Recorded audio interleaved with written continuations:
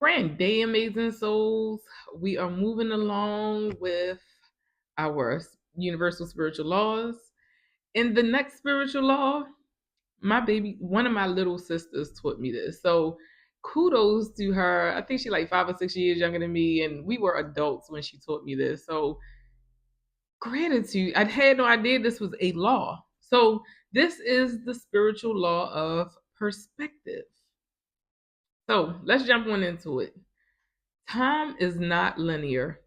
Your mental state changes your perception of time. If you're unhappy or bored, time slows down. If you are afraid, time seems to stand still. When you feel happy, excited, and interested, time seems to speed by. The lower our frequency, the slower our perception of time.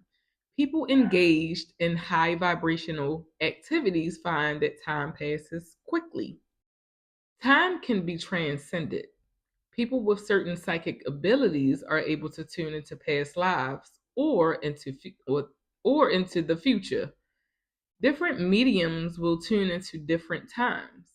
In dreams, we often move into a different time reality. Size also depends on perception. When we are children, everything seems much larger than they do when we are adults. A problem which seems enormous and insurmountable in the middle of the night often seems quite manageable in the light of the morning. The challenge is the same, but your perspective has changed. The person with psychic vision who sees fairies, elves, and other spirit creatures perceives a more expanded version of the universe than does someone whose third eye is closed. Someone who is haunted by negative entities will have a very different understanding from the person who is in touch with angels, spirit guides, and light beings. Each person handles their challenges differently according to their level of consciousness. All depends upon your perspective. There is no judgment, there is only awareness that everyone has a different reality. If you judge something or someone, it is time to reframe your perspective. Humanity as a whole judges suicide. They condemn it as wicked or weak. On the Christ path, it is perceived as someone longing for more love or responding to the call to go home. Torture can be perceived as evil or as a desire to learn compassion. Sex can be seen as an immoral or as a longing to express love. War is terrible or an opportunity to find courage and strength. The horrible person can be seen as a threat or as someone who is teaching you lessons.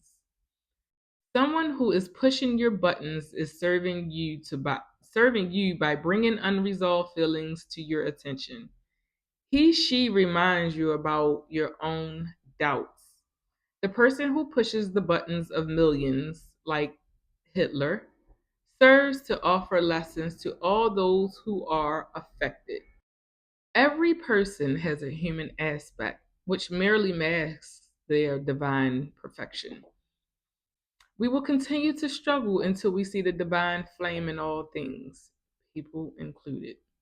So, ladies and gents, tell me how you feel about this law of perspective. Do you agree with the law of perspective? What's your thoughts on it? How do you perceive it? How do you view it?